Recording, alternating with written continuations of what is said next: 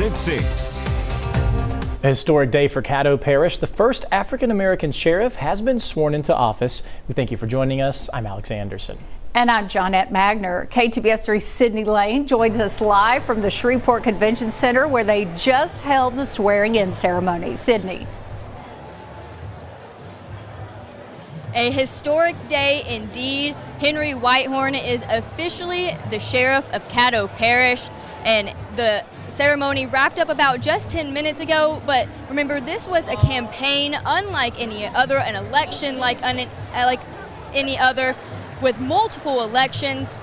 And Henry Whitehorn spoke to a full house here for the first time in his new position, and he mentioned how grateful he was to the community for allowing him the opportunity.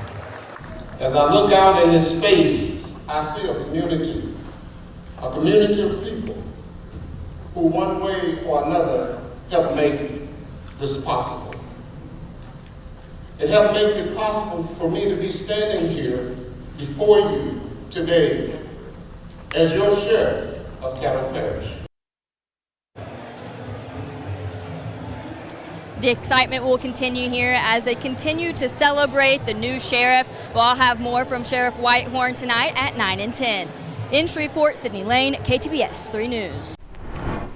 Thank you, Sydney. Big day it is. And we are also getting a closer look at the command staff that will be working under Sheriff Whitehorn. Ricky Ferris has been selected to be Chief Deputy. Jacqueline Winston is the Assistant Chief Deputy of Enforcement and Investigations. James Matthews III is the Assistant Chief Deputy of District Court Operations. And Disha Darby is the Assistant Chief Deputy of Detention. Get you to a live look now at the Supreme Court, where justices have decided former President Donald Trump can claim immunity from criminal prosecution for at least some of his actions in his federal election interference case. The decision was the big one delivered on the final day of the Supreme Court's term. Perry Russum is at the court with more. The ruling is leading to questions over how much longer former President Trump's election interference case will be delayed, and if Trump wins the presidency, if he'll be tried at all.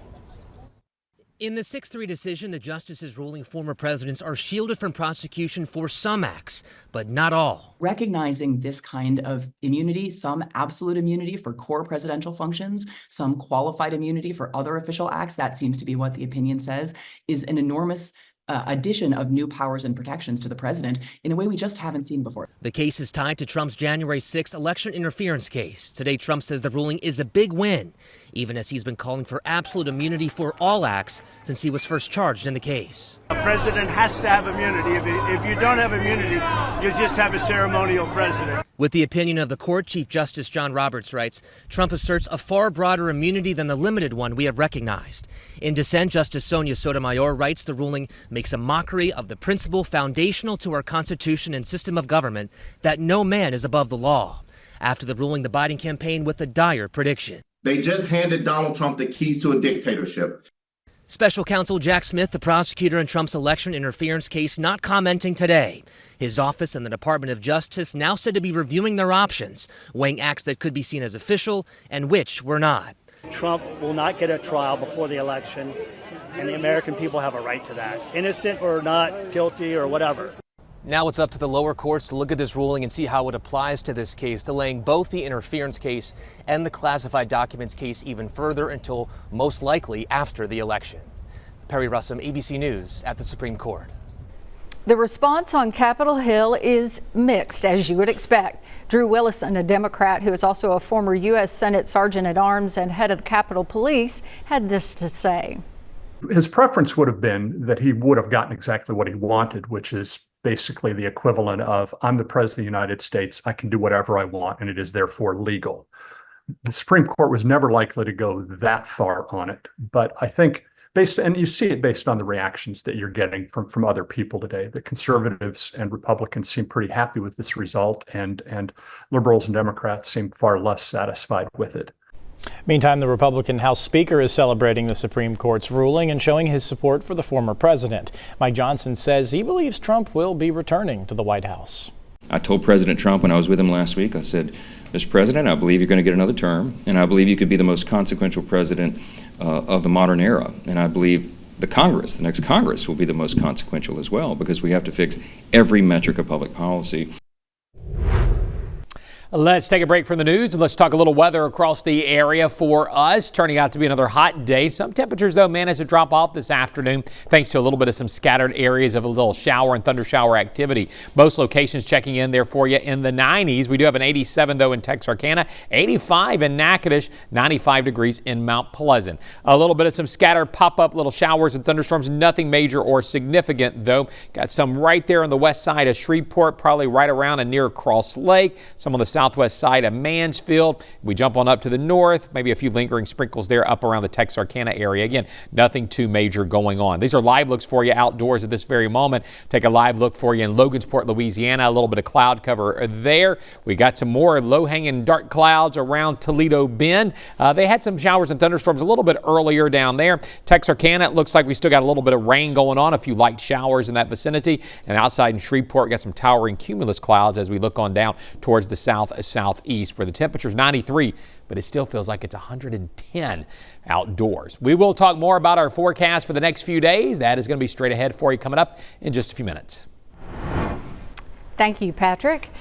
Bossier City Police are investigating a possible pipe bomb found at the Flamingo Apartments on Old Benton Road. It was found inside the laundry room this morning under a pile of clothes. The device was taken away by the bomb squad for testing. No one was hurt. Police are currently investigating the origin of the bomb. The town of Haughton, Louisiana continues to grow, and with that growth, they need more infrastructure to handle more people and cars. There are also some businesses along Highway 3227 that we've told you about before. Yeah. They're facing the wrong way. Well, KTBS 3 CW Star has more on this major road project that's going to fix that problem and pay huge dividends in the coming years. Highway 157 in the town of Haughton is directly behind me. As you can see, work has already begun on phase 1 of an improvement project. You can also see that it's just a 2-lane road. We found out today that the money is in the bank and ready to go for phase 2 of the project. And this 2-lane road in about 12 months will become a 5-lane road and greatly improve transportation possibilities and opportunities here in the town of Haughton. What we're most excited about with these two projects that are coming together now, phase 1 and phase 2, is it's going to allow for 70 acres of commercial development to take place in our town. So what should you look for on the horizon? Well, you're going to see a major grocer, a pharmacy. You're going to see eateries come into our town. The town is deserving. This town has grown by 33% over the last 10 years. Haughton is the growth is unbelievable, and the more capital outlay dollars we get, the more it'll be able to help us keep up with that growth. It's going to turn on the sales tax revenue that's needed desperately for this town to continue to grow and to provide the services that are absolutely needed and imperative for the constituents and the people of Haughton. In total, the project will cost about $11 million. The mayor and town leaders are also hoping to attract a hotel to the area in the future. In Haughton, Louisiana, TW Star, KTBS 3 News. And the town of Haughton was also able to get an additional $450,000 through HB 782. That money will go directly to improving streets and drainage as well as equipment for the fire and police departments.